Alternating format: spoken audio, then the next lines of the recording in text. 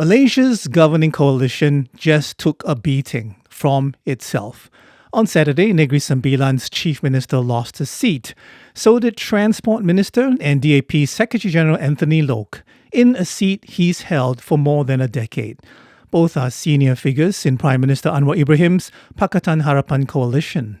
But the ones who beat them weren't the usual opposition. It was Barisan Nasional, Anwar's own partner in the federal government.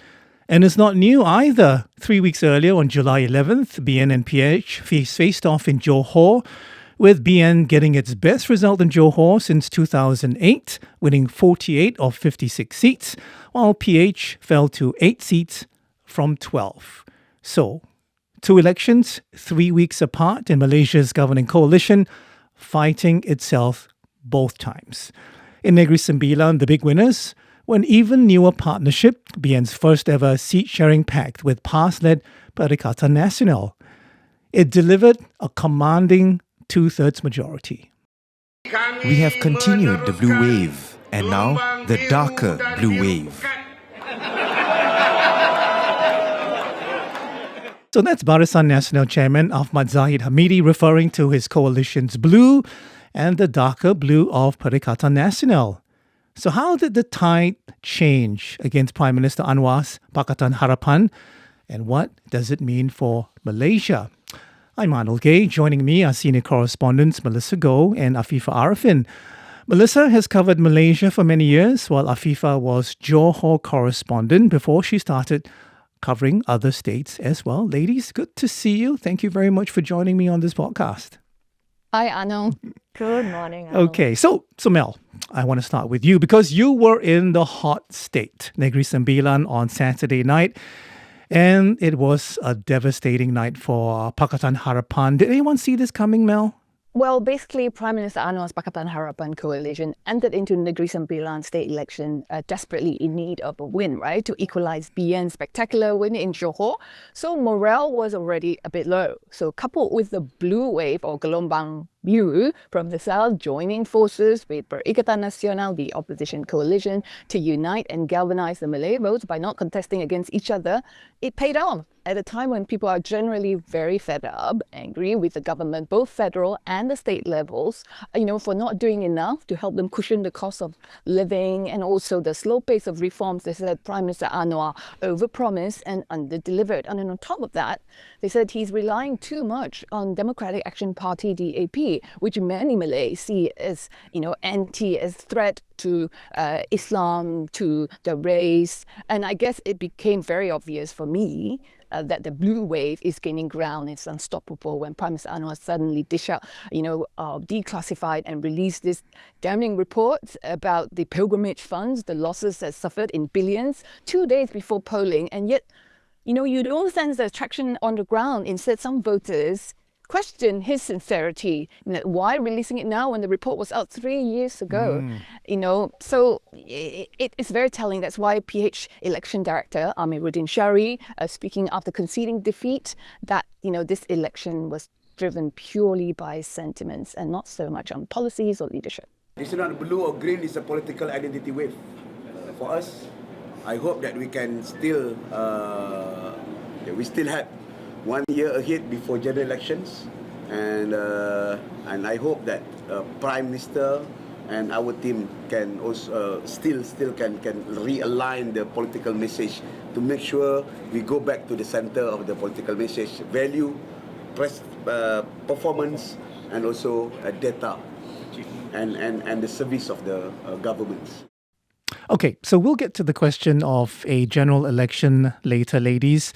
Before that, Afifah, you were in Johor covering the polls there, where this so-called blue wave actually started. Barisan Nasional's win, I'm told, not a real surprise. But if you take that result and compare it to what we had in Negeri Sembilan on Saturday, what's the same and what's not the same? I think Johor and Negeri Sembilan actually tell two very different stories, because in Johor it was very clear that Barisan Nasional, they didn't need anyone's help, right? One, Johor being a traditional UMNO stronghold, it's where the party was born, and then it celebrated its 80th anniversary in the state of Johor itself. And so we saw BN contesting under its own banner. They campaigned very heavily on the incumbent BN state government record over the last 4 years. They had its poster boy, Chief Minister Hafiz Ghazi, with his own tagline that says "On ta on," which also means "Are we on or not?" And voters really bought into that message of continuity as BN leaned into its track record. So throughout the campaign, what we saw was a lot of emphasis on Johor's economic momentum, from narratives like the Johor-Singapore Special Economic Zone, the RTS link, major investments coming into the state. So basically everything that the state government had done, and they attribute this to what Barisan Nasional had done.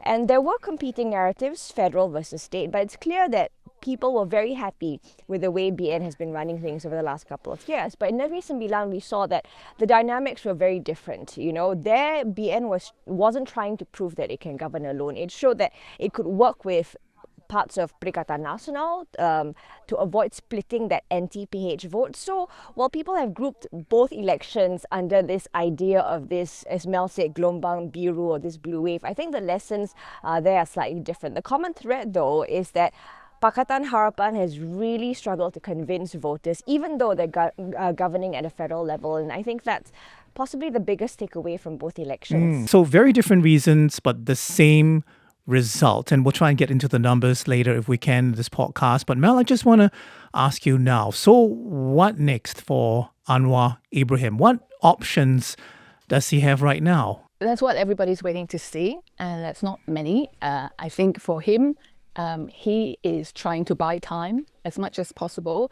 Given the short runway, the next general election, is not due, we know, till end of the year, probably by early 2028. He has until then to try to turn things around, to come up with a different strategy, to realign their messaging and so on.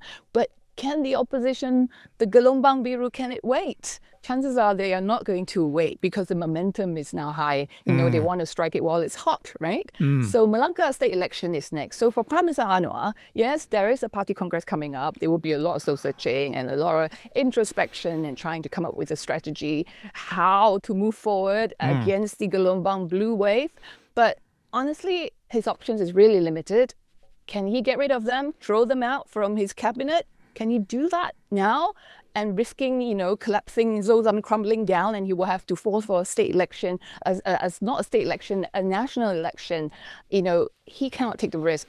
And I don't think BN, any of the ministers of BN are interested to step down, because now they have access to the machinery. Yep. When they campaign effectively. Nobody wants to give up their minister role, willingly. So it remains to be seen.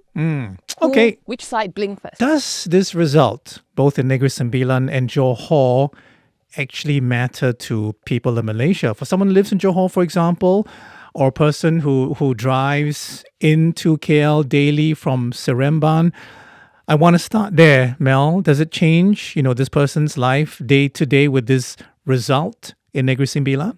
Well, for Negeri Sembilan, it's essentially a commuter state. I mean, it's not far from the capital, Kuala Lumpur, about 60 kilometers, right, from the city. So it's quiet, many small towns and sleepy villages that I visited, a big elderly population, and many of the children are either working in neighbouring Klang Valley in KL or in Johor, and some even in Singapore, overseas.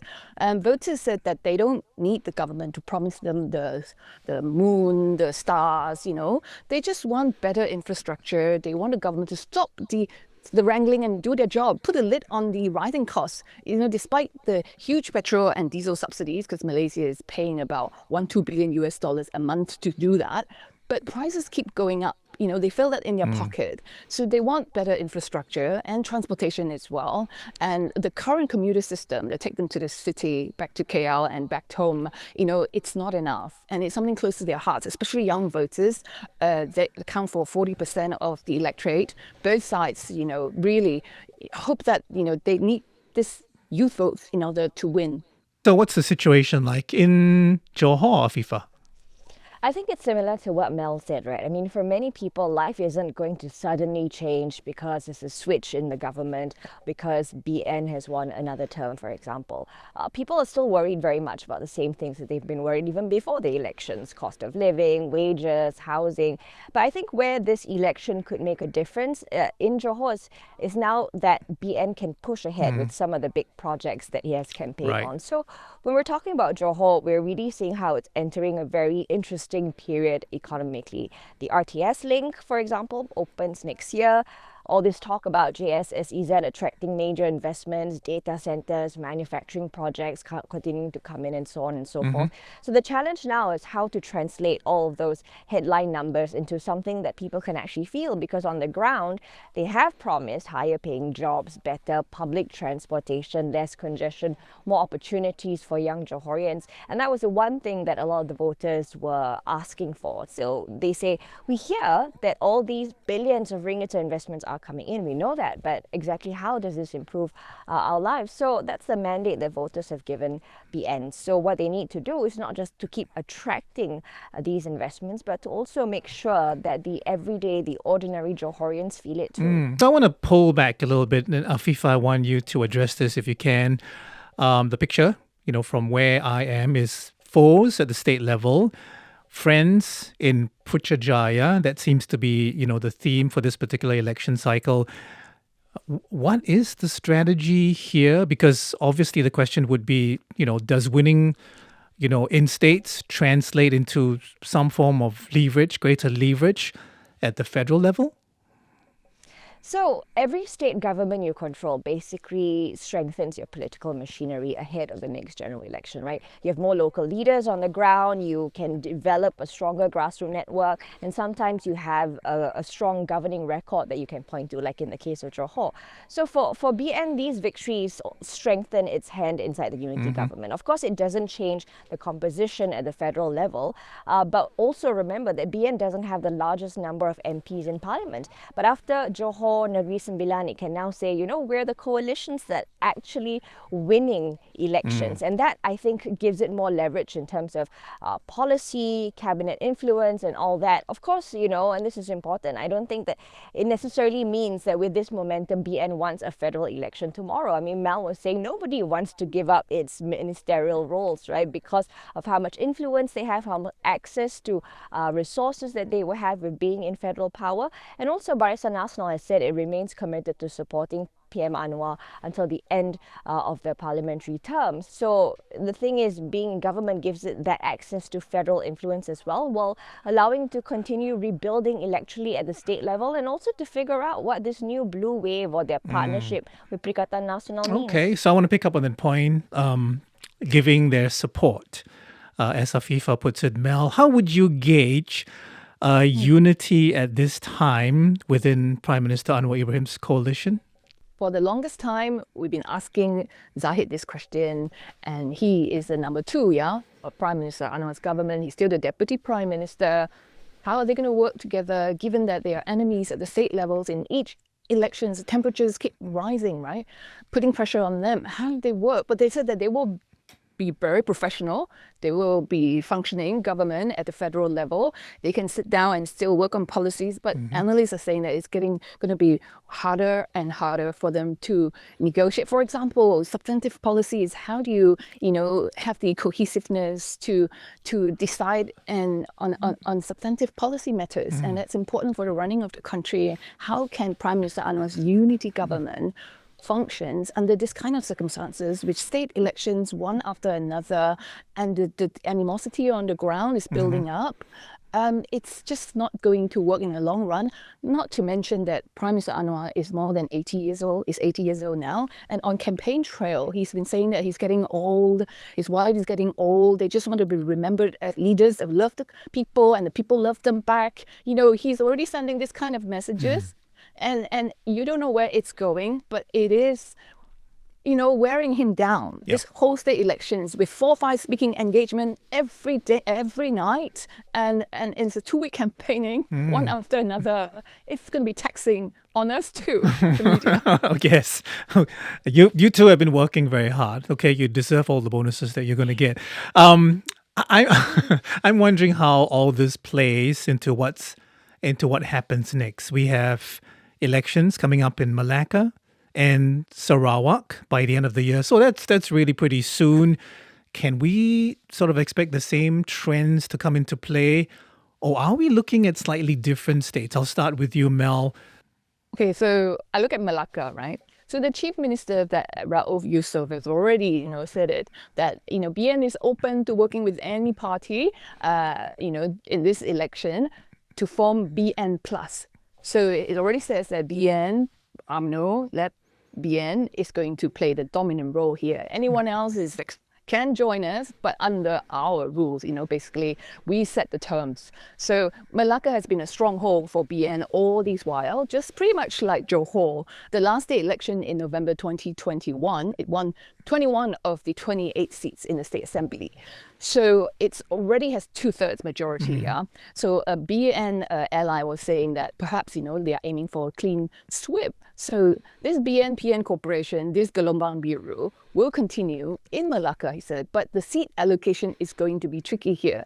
In each state has its own dynamics. It's different, although issues facing voters are pretty much same, rising cost of living, job security, business opportunity, etc. But PH has 5 seats right now in the state. PN has 2. So PH is the opposition. So DAP 4 assemblymen quit the state government because they were upset with the government of trying to put more unelected members into the state government. So they protested and they quit. So now they are in the opposition. So this drama is going to continue all the way in Malacca. And analysts are already saying that it's not going to end pretty. The Malacca State poll is not going to end pretty for Prime Minister Anwar's Pakatan Harapan PH coalition. And the other thing here to note is PAS, the Islamic Party, has no traction in Malacca. In the last election, they lost all the seat contestants. It's never been able to penetrate the state of Malacca. So they'll be hoping to expand its reach in Malacca through BN, through UMNO, to help them get into Malacca. But opening the gate for them is something of concern here for UMNO as well, because they are also weighing their options. That is it wise for them to do that? So seat negotiation is going to be keenly watched here. Okay, so Afifah, is the picture a little bit brighter for Sarawak?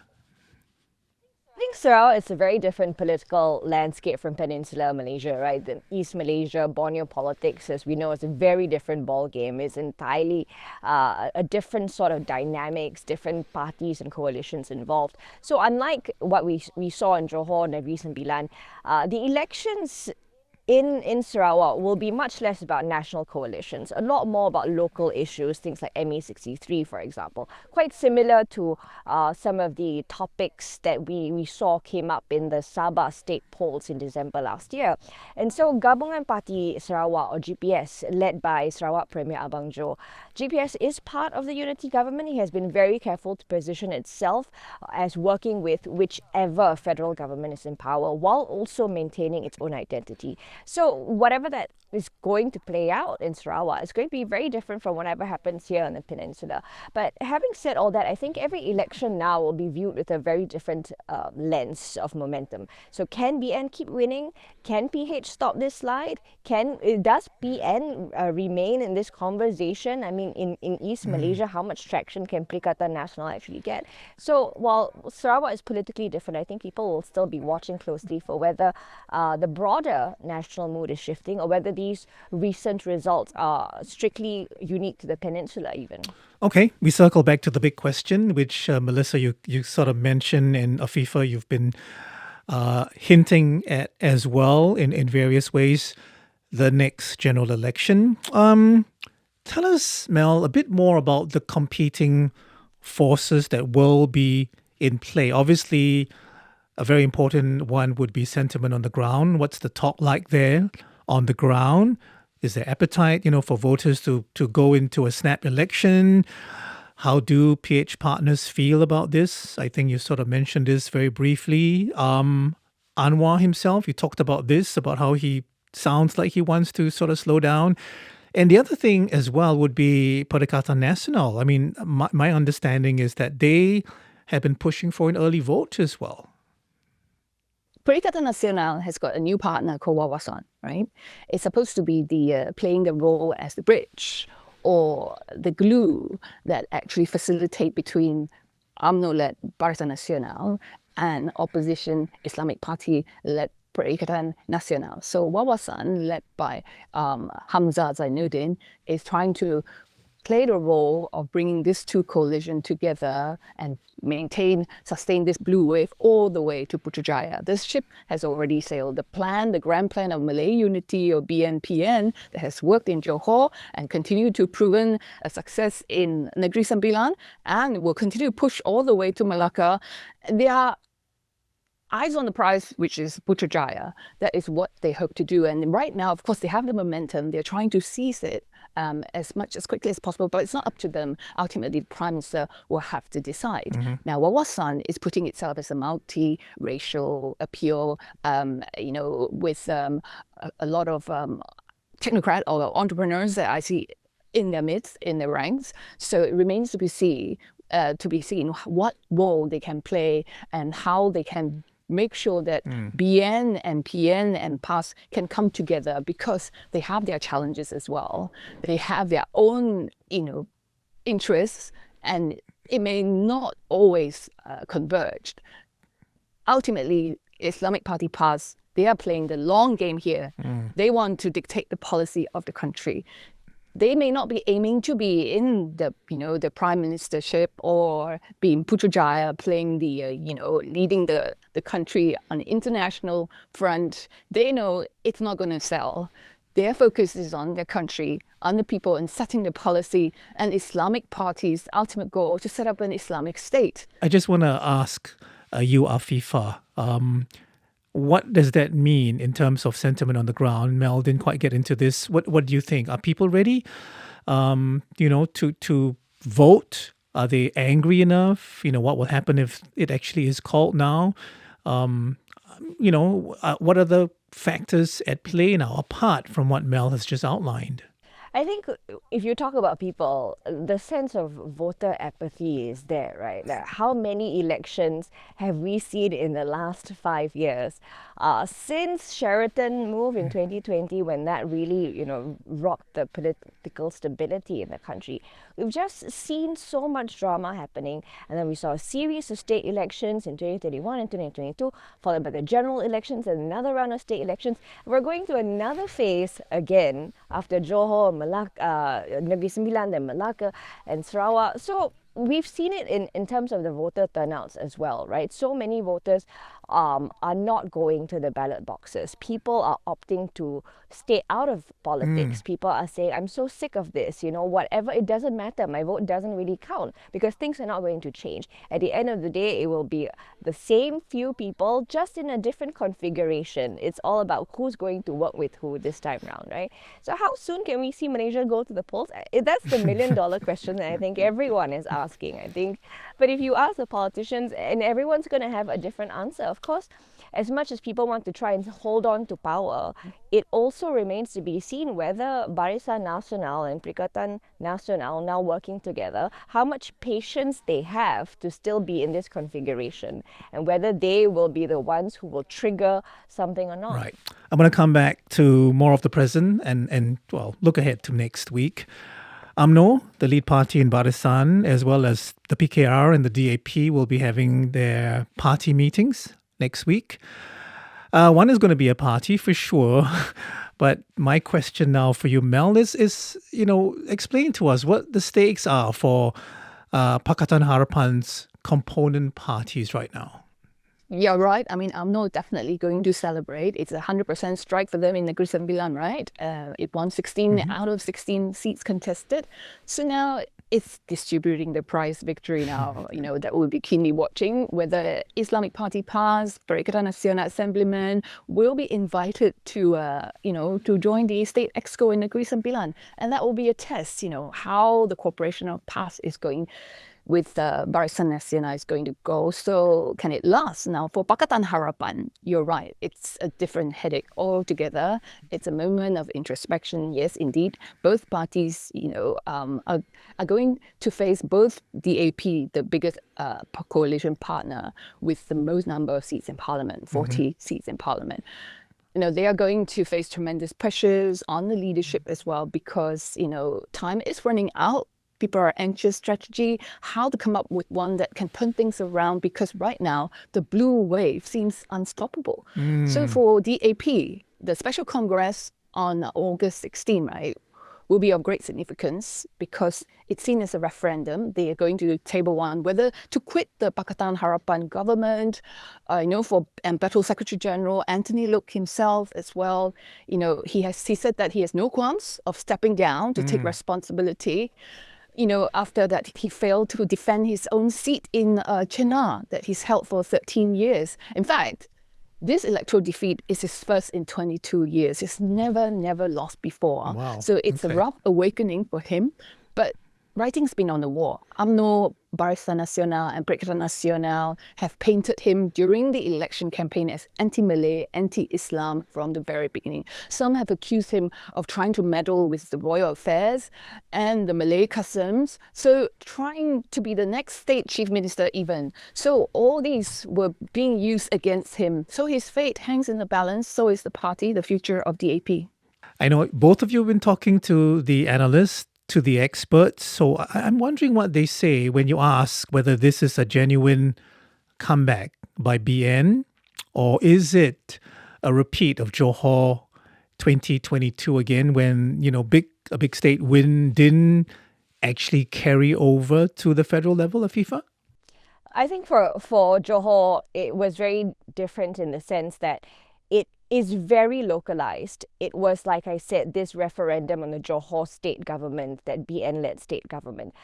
In Negeri Sembilan, it is this testing of a configuration between BN-PN, which seems to work. People seem to buy into that rhetoric, right? So if you talk about whether we will go back to what it was in 2022. And I think what you mean by that is when we saw after the Johor state election was just, BN was riding on that momentum after winning the previous state election. So there is this sense of deja vu for them because they're on a high. Whether or not they will feel this way, maybe we'll have to see what happens in Malacca, whether how big of a win can GPS get in Sarawak, and whether more state elections will be triggered. But I think this time round, what analysts are also saying is that perhaps BN will be a little bit more careful. They might not want to be overconfident like what they were in 2022. And I think they will take a more cautious approach. And really, the last time when they forced a national election to happen, when they pressured then Prime Minister Ismail Sabri to dissolve Parliament, that strategy seemed to have backfired. So I think BN will be a lot more cautious this time round. Okay, quick thoughts, Mel, before we go? I think I just want to say that, analysts that we've been talking to have been predicting that the general election, the next big fight, is going to be held earlier, simply because of what happened on the ground that we're seeing in Negeri Sembilan. Although it's not due to the end of next year, but they are predicting that it will be held right after budget tabling on October 19. And November, there will be a vote coming up. Okay. You need to pass the budget. So that will be a test for Prime Minister Anwar, whether he still has the majority support in the parliament. That's one. And also, honestly, for Prime Minister Anwar, I must say this. I think he's looking forward to the podium moment that he can finish the Formula One race that is restarting at Sepang International Circuit. We'll be enjoying the international limelight. So whether that will be translate to actual people's support for him, that he has done well for the country, remains to be seen. Okay, ladies, we leave it there. Thank you so much for joining me on the show today. Appreciate it. Thanks very much. I'm Arnold Gay. I will see you on the next CNA Correspondent podcast. It was brought to you by Tiffany Ang, Ned Fatal Vero, Sikri Ayman, and Craig Dale.